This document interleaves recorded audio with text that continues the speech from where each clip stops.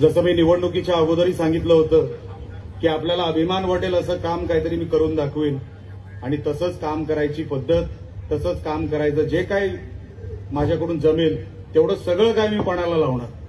आपण असाच आशीर्वाद ठेवावा. आपण सगळे ज्येष्ठ, मला लहानपणापासून बघितलेली ही सगळी मंडळी, आपण जे काय माझ्याबद्दल बोलता, खरं तर माझ्याकडे शब्द नाही तुमच्या सगळ्यांचे आभार मानायसाठी. कारण का राणे साहेबांबरोबर इतके वर्ष मी तुम्हाला बघितलेलं आहे. मी लहानाचा मोठा तुमच्या समोर झालेलो आहे.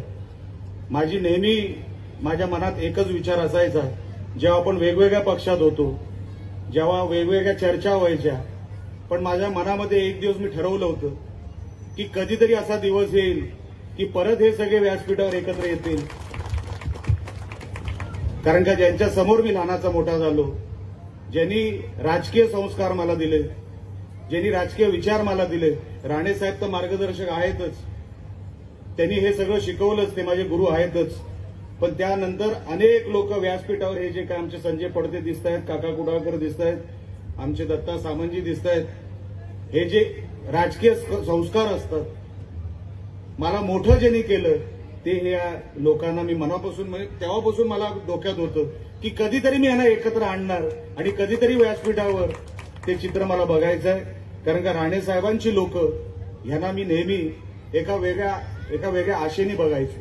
आजही त्यांना एका वेगळ्या आशेने, की ह्यांना त्रास होता कामा नाही, ह्यांना कसली अडचण होता कामा नाही, हे आहेत त्यामुळे आम्ही आहोत, ही भावना मनात घेऊन मी राजकारणात उतरलो. आणि आज हे सगळं चित्र मी नाही म्हणू शकत नव्हतो. कुडाळकर साहेब, आपण जेव्हा मला सांगितलं की जे जे तुम्ही म्हणाल, जे जे हे व्यासपीठ म्हणेल, माझ्या इकडची सिंधुदुर्गाची जनता म्हणेल, निलेश राणेच्या शेवटच्या रक्ताच्या थेंबापर्यंत जेवढं काय करता येईल मी करणार. ते मी बघणार नाही माझ्या खिशात काय, मला हे झेपेल की नाही, मला हे जमणार की नाही, मी हे कधीच बघणार नाही. तुम्ही म्हणाल आणि ते लोकहिताचं असेल तर 100% मी तुमच्या बरोबर उभा आहे.